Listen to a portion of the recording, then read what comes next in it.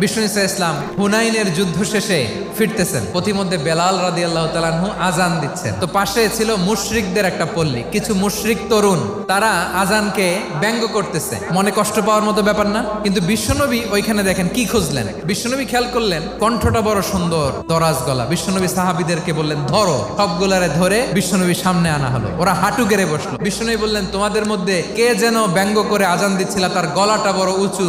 আবু মাহজুরা বলে আমার বন্ধুরা সবাই আমার দিকে আঙ্গুল দেখায়। আবু মাহজুরার মাথায় হাত দিয়ে বললেন এবার আজান দাও দেখি। আবু মাহজুরা বলে আমি তো আজান দিতে জানি না। বিশ্বনবী বললেন তাহলে আসো আমি তোমারে শিখাই দেই। বিশ্বনবী একটা বাক্য পরে, আবু মাহজুরা পরে, বিশ্বনবী পরে, আবু মাহজুরা পরে। আবু মাহজুরা বলে এক একটা বাক্য পড়ি আমার কলিজাটা গলে ঠান্ডা হয়ে যায়। বিশ্বনবীর সাথে দাঁড়িয়ে উনি শাহাদা পড়ে মুসলমান হয়ে গেলেন। বিষ্ণু ঈসা ইসলাম বললেন যাও আবু মাহজুরা, আমি তোমাকে পৃথিবীর শ্রেষ্ঠতম মসজিদ মক্কার মসজিদুল হারামের মুয়াজ্জিন হিসেবে অ্যাপয়েন্ট করে দিলাম।